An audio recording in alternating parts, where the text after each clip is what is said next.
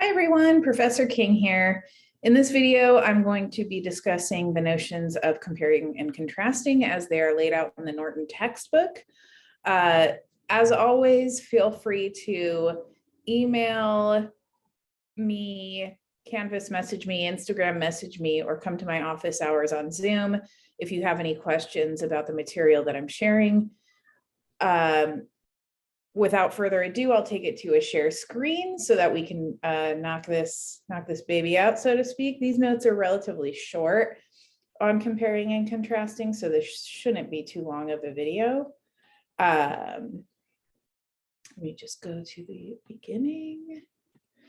So chapter 38 of the Norton textbook discusses comparing and contrasting. So we've probably done a lot of this in our writing career so far, but let's just make sure we review so that at the college level, we are doing it in a way that is academic and appropriate. So comparing is looking at similarities, and it's most strikingly done when two unexpected things are considered in relation to one another. So if you're comparing, let's say you're comparing, I don't know, one book to another book, that's going to be a pretty easy comparison to make because they're books.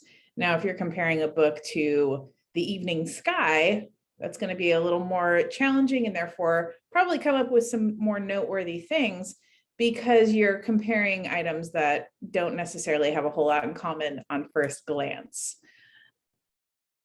And contrasting is kind of the opposite. Contrasting focuses on items' differences, but again, inversely, the more similar things are, the more noteworthy the conclusions that you draw from contrasting them can be.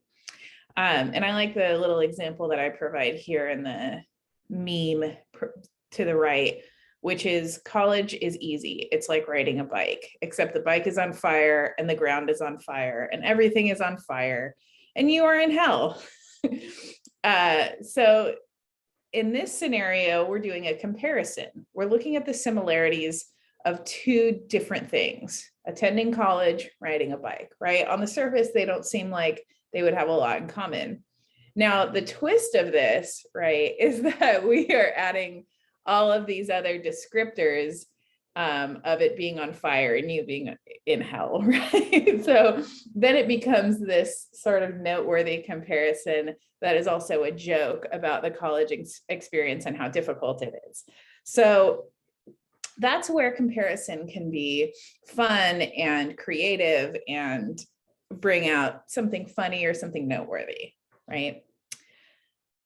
So we have three methods of comparison and contrast, and I always abbreviate with C/C. So if you ever see that in my notes, that's what it means. So we have three methods here. The first one is the block method. And this is when you're writing an essay, you give all the information you can about item one, then you give all the information about item two that you are comparing it or contrasting against item one, so that you have all of the things about item one, all of the things about item two, right? And so you would essentially say something to the effect of, in the first paragraph, point A, point B, point C, point D, and so on and so forth. And then in the next paragraph, it would be counterpoint A, counterpoint B, counterpoint C, counterpoint D, that are counterpoints to all of those points you made in the previous paragraph, the contrasts or the comparisons. Now, this is helpful if you are looking at things holistically, and it's more important to go via a holistic view or stance as opposed to a bit by bit stance. And that's going to be the next method, the point by point method, where you focus on I swear, every time I think I've fixed this, it doesn't fix. You focus on specific points of comparison and you're constantly transitioning between the details. So instead of one giant paragraph with all of the aspects of item A or item one, and then a second paragraph with all the aspects counterpoint to item one in paragraph two, right? This time, in this scenario, you go point by point, meaning attribute one, I'm sorry, point 1, counterpoint 1, point 2, counterpoint 2, point 3, counterpoint 3.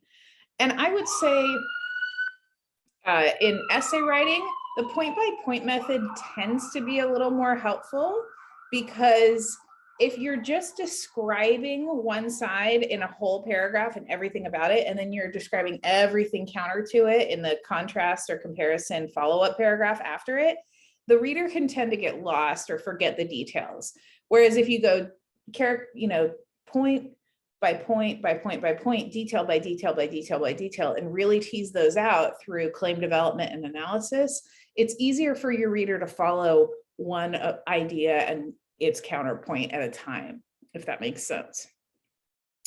Now, the third way you can perform a comparison and contrast is to use charts, graphs, illustrations that bring to life the point that you're making. And so this chart here shows comparison and contrast all at once. If you look at the UK's, this is by the way, this is a chart, this is an older chart, infographic that's showing the level of air pollution in 5 different countries. And it's rating it by tons. It's spelled TONNES because this is a British chart. But if we look at this, at this bar graph, we see that comparatively, the UK, excuse me, dogs are barking. Guys, shush. We see comparatively that the UK and Austria are about the same in their levels of air pollution, and New Zealand and Australia are relatively comparative, right? Meaning they're relatively the same. But if we take all 4 of those and put them up against the United States level of air pollution, then we see a significant contrast. Because the United States has significantly more air pollution than these countries that it's being contrasted against. So that's where we can see it happening, as opposed to where you write it in your essay paragraphs. We also have to think about figurative language that performs comparison and contrast, particularly simile, metaphor, and analogy, because anytime we are providing simile, metaphor, or analogy, we are looking at the comparison, the comparing and contrasting points of a text, of a work, of a piece, of an item, etc. So what is a simile? A simile is a form of figurative language that makes a comparison using like or as. So if you see like or as in a comparison on the page, you know it's a simile. Now, a metaphor is very similar, except it does not use like or as to make its comparison. So if you see a comparison happening on the page where there is no like or as, but there's still a comparison being made, that's a metaphor. Now, an analogy is slightly different. Whereas similes and metaphors can happen in a phrase or just a sentence, an analogy extends an idea. It really goes into depth and it deals more with complex ideas.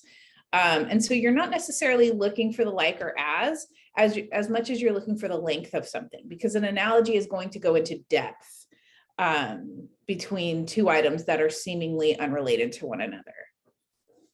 So we have an example of a simile up top right here from Ernest Hemingway's The Sun Also Rises, in which he says, the cafe was like a battleship stripped for action. So the 2 items that we're comparing here are a cafe and a battleship, 2 things that seemingly would not be comparable. And the way that we know that it's a simile is because it's got this word like here, like or as, right? That's what makes it a simile. And so if we think about these 2 things that are being compared, we start to immediately, as the reader, consider how cafes are similar to battleships and how they are obviously quite different. And then if we think about it being, if we think of a cafe being like a battleship that's stripped for action, of course, the next thing we have to do is consider why, right? How is a cafe unlike a battleship? Well, it's a retail store that serves coffee where people sit and relax, maybe work on stuff, eat. It's seemingly more welcoming or inviting. It's a place of comfort and refuge, or at least just, like I said, eating for people. Whereas a battleship is something that is, where people preparing or engaged in combat reside or work. It is less so inviting than a cafe, but it does provide a place for people to exist, right? But its purpose is very different from that of a cafe. So if we think about a cafe being like a battleship stripped for action, maybe Hemingway is talking about the emotional atmosphere of the cafe. Maybe he's talking about the beginning of the day when it's, all sort of cleaned up and ready to go. Maybe he's talking about something else. But the reason why he uses this simile is to create connotations in our mind of what we associate with cafes and with battleships. And then those connotations, those connections, those emotional connections that go beyond sort of dictionary definition help us again to understand things like mood and tone and context in a more helpful way. Then at the bottom right, we have this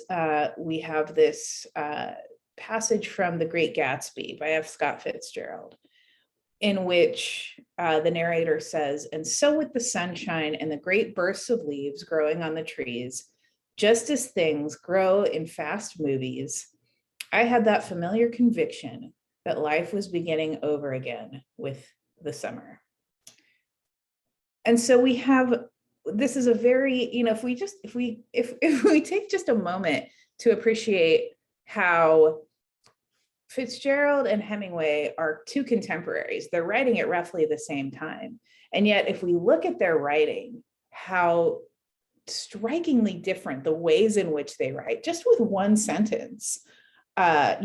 Fitzgerald tends to be this very florid, verbose writer, and he tends to have a lot of these extended sort of phrases, prepositions, descriptors, a lot more commas, right? Like his sentences tend to be very long, whereas Hemingway has this very Spartan, sparse sort of way of writing, and yet they're both considered to be great writers. And the reason why I share that observation is because a lot of times when we look at other people's writing, when we look at our peers' writing, and it's so different from ours, we start to worry and think, well, am I doing this right? Because I'm writing so differently than these other people I'm comparing my work with. And the answer is, as long as you are constructing something that has an effective overall impression, that is clear to read, that is engaging for your reader, it doesn't matter if you're more of a Hemingway or more of a Fitzgerald or more of something else. What matters is that you're aware of that and that you work on your craft. Okay, so anyway, moving back to this Fitzgerald discussion. So, if we look here, we notice in that comparison on the bottom, we've got the word as, right? Just as things grow in fast movies. So we see a simile there. And so what is that comparing? If we see that as that we see in similes, what's it comparing, right? Just as things grow in fast movies. So we're comparing things that grow in fast movies to what?